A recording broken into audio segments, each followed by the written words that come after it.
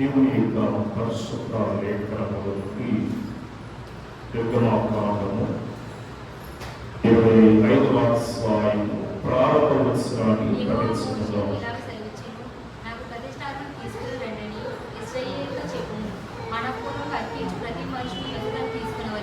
ప్రార్థన చేసుకుందాం. సకల యుగముల క్షీణుడు అద్వితీయుడైన మా తండ్రి, ఈ పరిశుద్ధమైన శ్రేష్టకరమైన నామములను బట్టి వందనములు. చదవబడిన వాక్యముని మేము వివరించవలసిందగా వాక్య గ్రంథంలోని మాతో మాట్లాడాలని మా మంచి బోధకుడైన క్రీస్తు ప్రభువును బట్టి ప్రథమలాడవలసుకున్నాము తండ్రి. ఆమేన్. దేవుని యొక్క మహాకృపను బట్టి ఏర్పాటు చేయబడిన మోసే ఉపవాస దీక్ష కార్యక్రమంలో మనకు మన ప్రభువును రక్షకుడైన యేసు క్రీస్తు యొక్క కృపా సమాధానము నీకు లభించుగాక. ఆమేన్. చదవబడిన వాక్యలేఖనములలో యెహోవా మోషేకు ఇలాగు సెలవిచ్చును అనే మాటను మనం చూస్తున్నాము. అనగా దేవుడు మోషేతో ఏం మాట్లాడినాడు, ఏ విషయాన్ని దేవుడు మోషేతో చర్చించి ఉన్నాడు అనే విషయాన్ని మనం ఆలోచిస్తే, నాకు ప్రతిష్టాపన తీసుకునే రండని ఇశ్రాయేలుతో చెప్పుకున్నాను. అంటే మనుషులు దేవునికి ప్రతిష్టాపన తీసుకుని రావాలి అనే మాటను ఇక్కడ మనం చూస్తున్నాం. ఇది ఎవరికి చెప్పాలి అంటే ఇశ్రాయేలీయులందరికీ తెలియచేయాలట. అయితే ఇశ్రాయేలీయులందరూ కూడా ఈ విషయాన్ని వారు శ్రద్ధగా ఆలోచించి మౌనపూర్వకంగా అర్పించు ప్రతి వాని యొక్క దానిని తీసుకునగలడు అనే మాటను మనం చూస్తున్నాం. అంటే ఇష్టపూర్వకంగా తమంతటగా తాముగా దేవుడికి అర్పించు వాళ్ళ వద్ద మాత్రమే దానిని తీసుకోవాలి. అంటే మనం అర్పించే అర్పణ హృదయపూర్వకముగా చెల్లించేది. అంటే మనం అర్పించే అర్పణ బలవంతంగా ఉండకూడదు. అంతే వాళ్ళ అనే విషయము అనే మాట మనలోనికి రాకూడదు. ఎందుకంటే బైబిల్ గ్రంథంలో ఈ లూకా సువార్త 21వ అధ్యాయంలో 3-4 వచనాలు మనం గమనిస్తే అక్కడ ఒక పేద విధవరాలు కనపడుతుంది. అంటే కానుక పెట్టులో పేద విధవరాలు 2 కాసులు వేసిన విషయాన్ని యేసు ప్రభు చూపిస్తూ ఉన్నాడు. ఇక్కడ ఏమంటున్నాడంటే, ఈ పేద విధవరాలు అందరికంటే ఎక్కువ వేసినని మీతో నిజముగా వారందరూ తమకు కలిగిన సమృద్ధిలో నుండి కానుకలు వేసిరి, కానీ ఈమె తన లేములో తనకి కలిగిన జీవనమంతయు వేసిరని వారితో చెప్పింది. అందుకని ఇక్కడ మనం గమనించినట్లయితే మన అర్పణ, మనం అర్పించే ఈ యొక్క కానుక ఎలా ఉండాలగా? ఏమో హృదయపూర్వకంగా చెల్లించేదై ఉండాలి. బాధతో చెల్లించే దాని వల్ల ప్రయోజనం లేదు. ఎవరైనా సరే గమనించవచ్చు.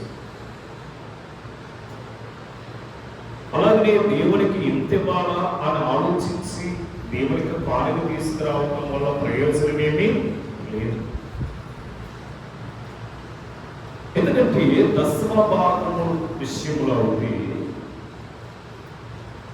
దాని కొరకు మనకి సంఖ్యాకాండము 15వ అధ్యాయము 21వ వచనములో మనకి నేర్పిస్తాడు.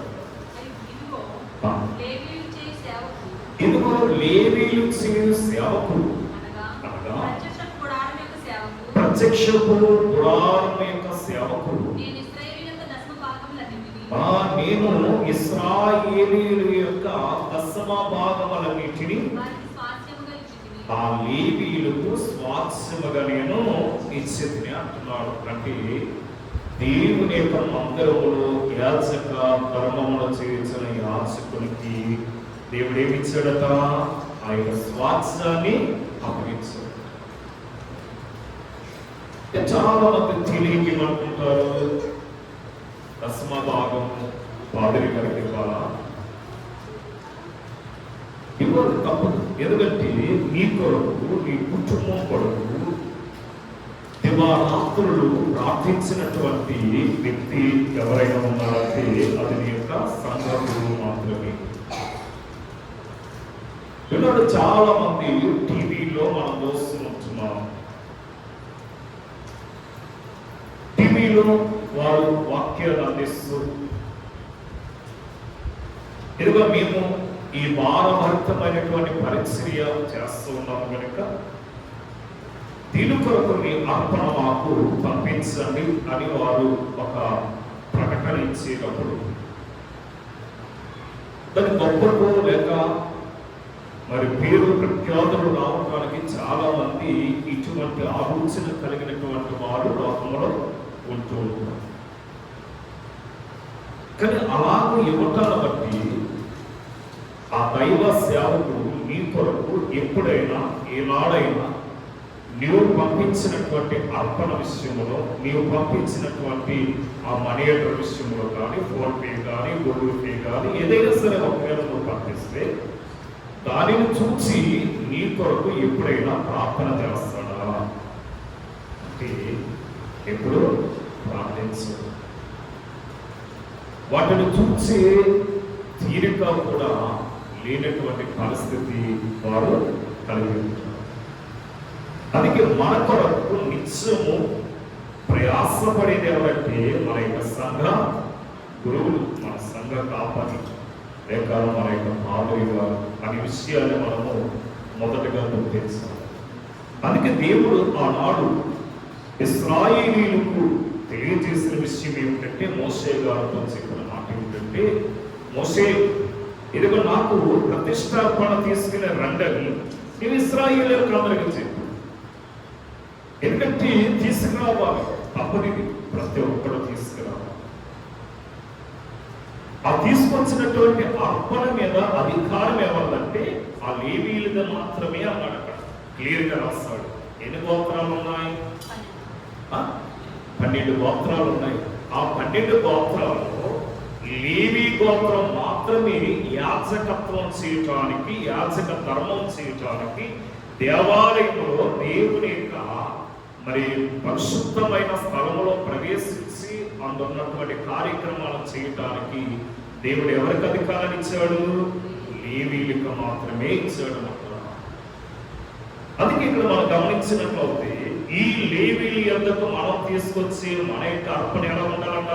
ఇష్టపూర్వకంగా ఉండాలి, ఇష్టపూర్వకంగా ఉండాలి. దీంట్లో ఇవాళ మనము లేవీకాండము 27వ అధ్యాయము 30వ వచనం మనం గమనిస్తే బాగా క్లియర్ గా చూసుకోండి, మీరు అండర్లైన్ చేసుకోండి. భూధాన్యములలోని, వృక్ష ఫలములలోని, భూఫలములన్నిటిలో ఎవరిదట? దశమ భాగం యెహోవా యొక్క సొమ్ము. అది యెహోవాకు ప్రతిష్ఠితమగును. అది ఎవరిది అంటే దేవుడిది. దేవుడిది దశమ భాగము. ఈవేళ మనము 10 రూపాయల పనికి వెళ్ళాం. ఈ 10 రూపాయల పనులో మనం 1 రూపాయి దేవునికి కేటాయించాలి. కనుక 9 రూపాయలు మనది, అనగా దేవుడు మనకి ఇచ్చినటువంటి ఆ యొక్క నిధి అనుకోవడం. అందుకే ఇక్కడ మనం గమనించినట్లయితే ఈ అర్పణ ఎలాగో ఇవ్వాలి, ఎలాగో ఇవ్వకూడదు అంటే అపొస్తలుడైనటువంటి పౌలు 2 కొరింథీయులకు రాసిన పత్రిక 9వ అధ్యాయం 7వ వచనాన్ని గమనిస్తే చూడండి, అక్కడ రాస్తున్నాడు కదా, సనుగుకొనకయు బలవంతముగా కాకయు ప్రతివాడు తన హృదయములో నిశ్చయించుకున్న ప్రకారం ఇయ్యవలెను. దేవుడు ఉత్సాహముగా ఇచ్చి వారిని ప్రేమించును. సనుగుకొనకూడదు. ఆ పని ఏముంది, పాట ఏముంది, మరియమ్మ అలాగే ఇస్తుంది అని ఇక్కడ ప్రక్కన ఉన్న మాత్రం అనుకోకూడదు. ఎందుకంటే అలాగనుకుంటే అసలు నువ్వు కానికి చెల్లించిన లేదంట. నీ కానుక వల్ల ఆశీర్వాదం లేదు, నీ కానుక వల్ల దీవెన లేదు. దేవుడి నిన్ను ఆశీర్వదించే కొలది, దేవుడి నీకు ఇచ్చే కొలది నువ్వు దేవుడికి ఇయ్యవలు అనే మాటలు మనం చూస్తున్నాం. అందుకని ప్రతి వాడు తమ హృదయంలో నిశ్చయించుకున్న ప్రకారము ఇయ్యవలను. దేవుడు ఉత్సాహముగా ఇచ్చే వారిని ప్రేమించును అనే మాటను మనం చూస్తున్నాము. అది మనము మరి దేవుడు మనకిచ్చినటువంటి సమృద్ధి ఏమిటయ్యా, దేవుడిగా మనం దేంట్లో ఇవ్వాలి అంటే మనం చదువాము భూఫలముల్లోనేమి, వృక్ష ఫలముల్లోనేమి, ఆ ధాన్యములలోనేమి ప్రతి దాంట్లోని కూడా దేవునికి అర్పణ తేవాలి. ద్వితీయోపదేశ కాలంలో ఏమంటాడంటే, ద్వితీయోపదేశ కాలము 14వ అధ్యాయం 22వ వచనాన్ని మనం గమనిస్తే చూడండి, ఏదో ఒకసారి ఇచ్చాక సాధండి, ఉద్యోగం వచ్చింది, లేక కువైట్కి వెళ్ళాము, లేక గల్ఫ్ దేశాలకు వెళ్ళాము, వెళ్ళేటప్పుడు ఇచ్చాం కదా సరిపోద్ది కదా అనుకుంటున్నాం. కానీ అక్కడ ఏమంటున్నాడంటే, ప్రతి సంవత్సరం నీ విత్తనముల పంటలో దశమ భాగము ఇక ఆలస్యం చేయకూడదు, దాన్ని ప్రక్కన పెట్టాలట. ఆలస్యం చేయకూడదట. ఈ దినములన్నింటిలో నీ దేవుడైన యెహోవాను నువ్వు భయపడ నేర్చుకున్నట్లు నీ దేవుడైన యెహోవా తన నామమునకు నివాస స్థలం అంటే వల్ల నువ్వు ఎక్కడికో వెళ్ళిస్తావేమో, నువ్వు ఎక్కడికెక్కడికో వేస్తావేమో. చాలా మంది గొప్పలకి ఏం చేస్తారంటే, గొప్పలకి ఏం చేస్తారంటే ఉన్న పాదరి గారికి ఏమని కానీ ఫెస్టేజ్ కొరకు బయట నుంచి వచ్చి వాళ్ళకి ముడుపులు ఇస్తూ ఉంటారంటే కొంతమంది. అంటే వాళ్ళు ఏమనుకుంటారు, నాకేం తెస్తుంటే ఇంకేళ్ళ పాదరి గారికి ఇంకెంత ఇచ్చేస్తున్నారు అనుకునే టైప్లో. అటువంటి పద్ధతి మనం కలిగి ఉండకూడదు. అందుకని ఏమంటున్నాడు అక్కడ, తన నామము నివాస స్థలముగా ఏర్పాటు చేసుకున్న ఆ స్థలముల ఆయన సన్నిధిని నీ పంటలో కానీ, నీ ద్రాక్షరసంలో కానీ, నీ నూనెలో కానీ, పదియో నీ పశువులలో కానీ, గొర్రె మేకలలో కానీ తుడుచుల వాటిని తినవలను.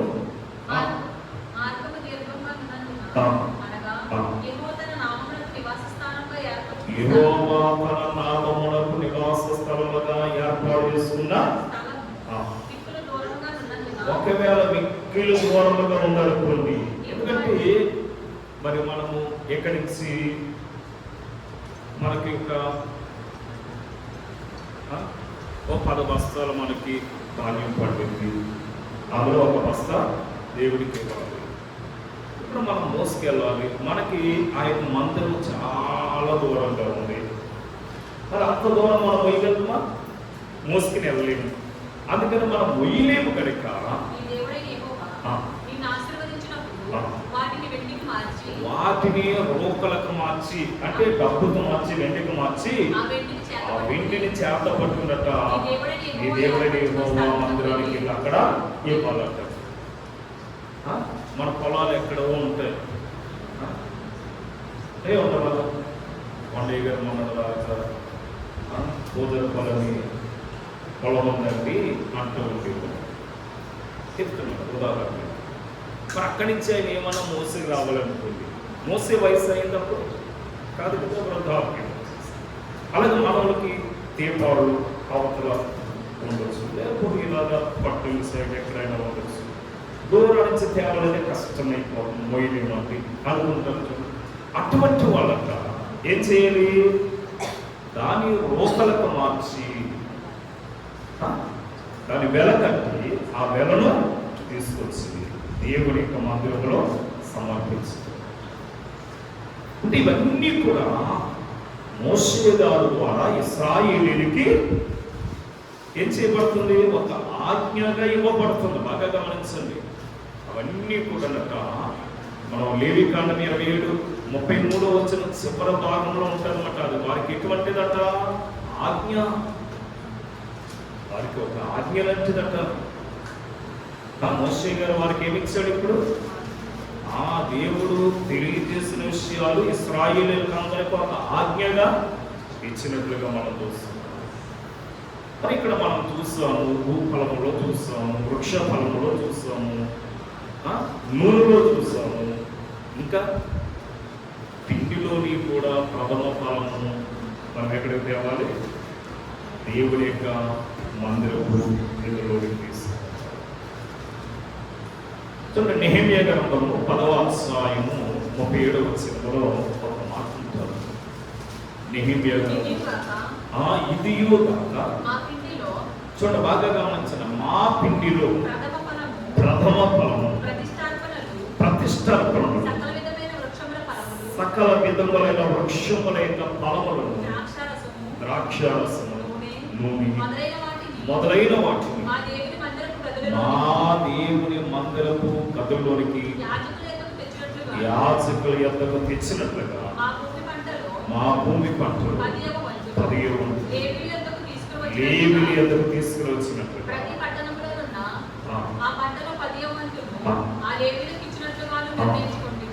ఇక్కడ 30 ఏళ్ళు చివరి అనుకుంటాం ఆ మాట ఉంటుంది. ఇది 30 ఏళ్ళు చివరి భాగంలో ఆజ్ఞ అంటాడు లేవికాండంలో. కనుక ఇక్కడ మనం గమనించినట్లు వస్తే ఇందులో మనం చూస్తే ఇది పిండిలో ప్రథమ ఫలము. చూడండి, మనం చూస్తున్నాం కదా, ఆ యొక్క సారైపోతే విధవరాలు విషయంలో మనం చూస్తాము. అక్కడికి దైవచనుడు ఏమంటున్నాడు? ఆ యొక్క పిండిలోని మొదటి అప్పము నాకు తీసుకురావాలి.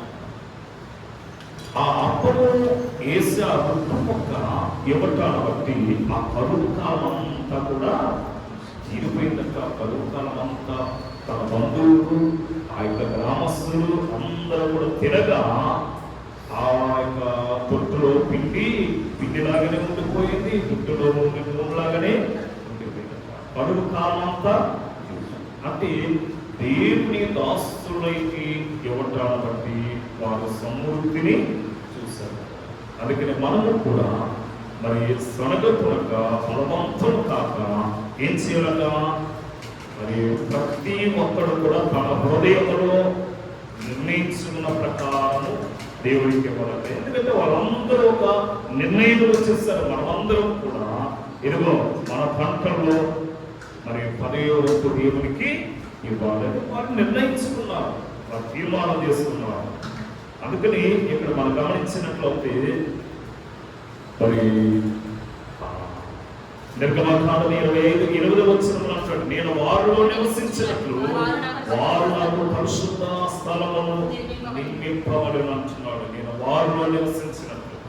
ఎందుకంటే వారు తీసుకొచ్చినటువంటి నిధుల్ని, వారు తీసుకొచ్చినటువంటి అర్పణలను, వారు తీసుకొచ్చినటువంటి భూధాన్యములను ఉన్న ఆ వృక్ష ఫలములను, ఆ యొక్క మరి సమస్తమును ఎక్కడికి తీసుకురావాలి? దేవుని యొక్క మందిరపు నిధుల్లోనికి తీసుకురావాలి. అందుకని దేవుడు కూడా వారి మధ్య నివాసం ఉంటానన్నాడు. ఇక్కడ దేవుని కొరకు ఏం నిర్మించాలట? ఒక పరిశుద్ధమైనటువంటి మందిరమును, అనగా స్థలమును నిర్మింపవలెను అంటున్నాడు. అందుకే యోహాను సువార్త 14వ అధ్యాయము 23వ వచనంలో యేసు అంటున్నాడు, ఒకడు నన్ను ప్రేమించి వాడు నా మాట గైకొనును, అప్పుడు నా తండ్రి వాడిని ప్రేమించును, మేము వారి యొద్దకు వచ్చి వారి యొద్ద నివాసము చేతుమంటున్నాడు. ఎందుకంటే ఆయన మనతో నివాసం ఉండటానికి ఇష్టపడే దేవుడై ఉన్నాడు. బాగా గమనించండి. అందుచేత మనతో నివాసం ఉంటున్నటువంటి మన యొక్క దేవుడు మన నివాసంలో ఆయన కొరకు ఒక పరిశుద్ధ స్థలమును మనం నిర్మించుకున్న వారమై ఉండాలి. అది దైవ సన్నిధి లేక సన్నిధి గది అంటున్నాం. అంటే మన నివాసంలోని ఆయన కొరకు ఒక పరిశుద్ధమైనటువంటి స్థలాన్ని మనం నిర్మించుకోవాలి. దాన్ని మనం ఏమంటున్నాము? సన్నిధి గది అంటున్నాము. ఈ బైబిల్ ఇచ్చిన వారమైన మనం ప్రతి ఒక్కరు కూడా సన్నిధి గదిని కలిగి ఉండవలన్నారు. మన గృహంలో ఏ విధముగా వేరే వేరే గదులు మనం నిర్మించుకుంటూ ఉన్నామో అలాగని మరి దేవుని కొరకు కూడా ఒక ప్రత్యేకమైనటువంటి ఒక గదిని మనము నిర్మించుకోవాలి. ఎందుకంటే ఆయన మనలో నివాసం ఉంటానన్నాడు కనుక, ఎరుగో నేను మీతో ఉంటాను, మీలో ఉంటానన్నాడు కనుక ఆయన కొరకు మనం ఒక గదిని నిర్మించే వారమై ఉంటాం. చూడండి, లోకంలో చాలా మంది అనేకమైన గదులు నిర్మించుకుంటూ వారంటారు ఇది పూజా గది అంటారు. అంటే దేవుని ఎరగనటువంటి వారిని మనం చూస్తూ ఉంటాం. కానీ దేవుని నమ్మినటువంటి బిడ్డలను మనం చూస్తే ఇది దేవుని యొక్క గది, దైవ సన్నిధి అనే మాటను మనం చూస్తూ ఉంటాం. అందుకే ఇక్కడ మనం గమనించినట్లయితే 2 సమూయేలు గ్రంథంలో 6వ అధ్యాయం 11వ వచనంలో దేవుని యొక్క సన్నిధి, దేవుని యొక్క గుడారము, దేవుని యొక్క ఇల్లు అనగా ఇదిగో మరి యెహోవా మందసము 3 నెలలు గిత్తీయుడకు ఓబేదెదోము యొక్క ఇంటిలో ఉండగా యెహోవా ఓబేదెదోమును అతని ఇంటి వారందరినీ కూడా ఆశీర్వదించును అనే మాటను మనం చూస్తున్నాం. అనగా దేవుని యొక్క ప్రత్యక్షత కలిగినటువంటి దైవ సన్నిధి నీ గదిలో ఉంటే దేవుడు నీ కుటుంబాన్ని ఆశీర్వదిస్తాడు, నీ బిడ్డలను ఆశీర్వదిస్తాడు, నీకు కలిగినటువంటి సమస్తమును కూడా ఆయన ఆశీర్వదించేవాడు ఉంటాడనే విషయాన్ని మనము మరచిపోకూడదు. ఎందుకంటే ఈ యొక్క గిత్తీయుడు ఓబేదెదోము యొక్క ఇంటిలో ఏముందట? 3 నెలల పాటు దైవ సన్నిధి ఉన్నట్లుగా మనం చూస్తున్నాం. అందుకే కీర్తనకారుడు అనగా 16వ సంకీర్తన 11వ వచనంలో అంటాడు, నీ సన్నిధిని సంపూర్ణ సంతోషము కలగంటాడు. దేవుని యొక్క సన్నిధిని సంపూర్ణ సంతోషం ఉంది. నీ కుడి చేతిలో నిత్యము సుఖములు కలవు అంటున్నాడు. అనగా ప్రత్యేకముగా సన్నిధి గదులు ఇప్పటి వరకు లేనటువంటి వారు ఈ పాఠమును వినైనా సరే వారి గృహములో దైవ సన్నిధిని ఏర్పాటు చేసుకోవడానికి అనగా మరి సిద్ధపాటు కలిగిన వారు ఉండాలి. చాలా మంది అనొచ్చు, అయ్యా మా ఇల్లు చాలా ఇరుకైనటువంటి ఆ యొక్క స్థలము, మేము ఉంటున్న ఆ యొక్క రెంట్ ఉంటున్నాము, చాలా ఇరుకుగా మా గది ఉంది, ఆ మంచం వేసుకోవటానికి సరిపోతుంది అనుకుంటే ఆ మంచం దగ్గరే నీవు మోకరించి ప్రార్థన చేయమన్నారు అయ్యగారు. లేదా ఆ మంచం దగ్గరే అనగా చిన్న క్లాత్, ఒక దుప్పటి లాంటిది, ఒక బెడ్షీట్ లాంటిది వేసుకుని దానికి అనగా ఒక తాడు కట్టుకుని అక్కడ మోకరించి ప్రార్థన చేసుకుని ఆ ప్రార్థన అయిపోయిన తర్వాత ఆ యొక్క క్లాత్ పక్కకి నెట్టుకోవాల్సినమాట. ఎందుకంటే మన స్థలము ఇరుకుగా ఉండటాన్ని బట్టి అయితే ఈనాడు అటువంటి అంత ఇరుకైనటువంటి గృహాల్లో ఎవరు కూడా నివాసం ఉండలేదు. కానీ ఇక్కడ మనం గమనించినట్లయితే ఒక సన్నిధి అనేది మన స్థితిని మార్చేదై ఉంది. అందుకని ఇక్కడ మనం గమనించినట్లయితే దేవుని యొక్క మందస్సును ఓబేదెదోము యొక్క ఇంటిలో ఉండటాన్ని బట్టి ఆ కుటుంబము ఆశీర్వదింపబడినట్లుగా మన కుటుంబం కూడా ఆశీర్వదింపబడాలంటే ఇటువంటి ప్రణాళికను మనం కలిగిన వారమై ఉంటాం.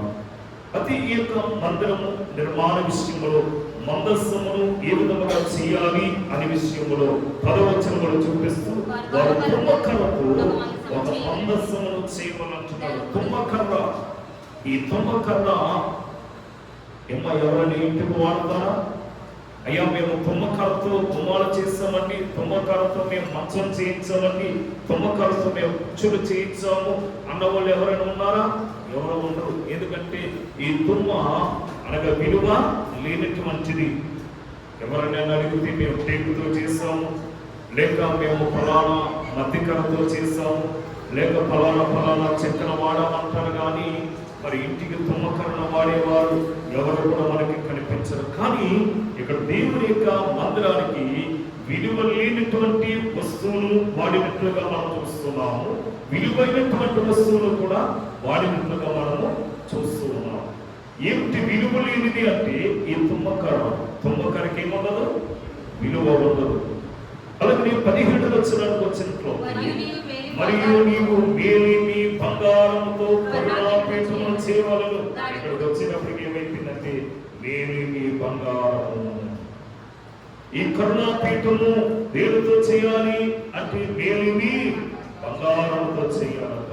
23వ వచనంలో మరియు నీవు తుమ్మకరతో బలను చేయవలెను అంటున్నాడు. తుమ్మకరతో బలను చేయి.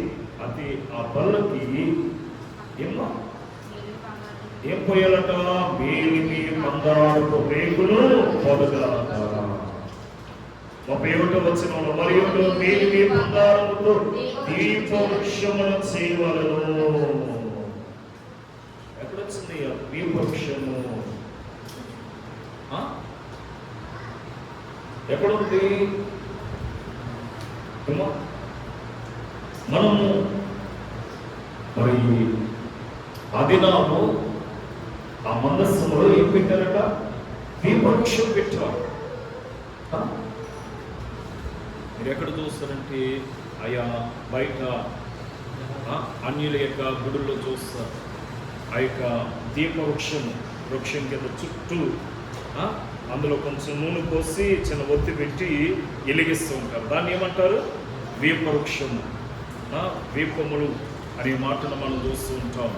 కనుక వారు ఆ యొక్క దీపవృక్షమును తయారు చేయవలనే మాటను మనం చూస్తున్నాం. అనగా విలువ కలిగిన మేలిమి బంగారమును, విలువ లేని తుమ్మకరను కూడా, రెండు కూడా ఆలయ ఉపకరణ నిర్మాణ పనులకు వాడినట్లుగా మనము చూస్తున్నాం. అయితే అపొస్తలుడైన పౌలు చెప్పిన మాట ఏమిటంటే, ఈ 1 కొరింథీయులకు రాసిన పత్రిక 3వ అధ్యాయము 16-17 వచనంలో మీరు దేవుని ఆలయమై ఉన్నారనియు, చూడండి బాగా గమనించండి, మీరు దేవుని ఆలయమై ఉన్నారనియు, దేవుని ఆత్మ మీలో నివసించుచున్నాడనియో మీరెరగరా? ఎవడైనను దేవుని ఆలయమును పాడు చేసిన యెడల దేవుడు వారిని పాడు చేయడు అనే మాటను మనం చూస్తున్నాం. దేవుని ఆలయము పరిశుద్ధమైనది, మీరు ఆ ఆలయమై ఉన్నారు. కనుక మనం కట్టవలసిన వారమైనటువంటి వారమైనామంటే మరి మనం గౌరవమైన తనహీనులమైన ఆయన సేవకు ఉపయోగపడే వారమైనా అనే విషయాన్ని మనము పూర్తిగా గుర్తించవలసిన వారమైనా.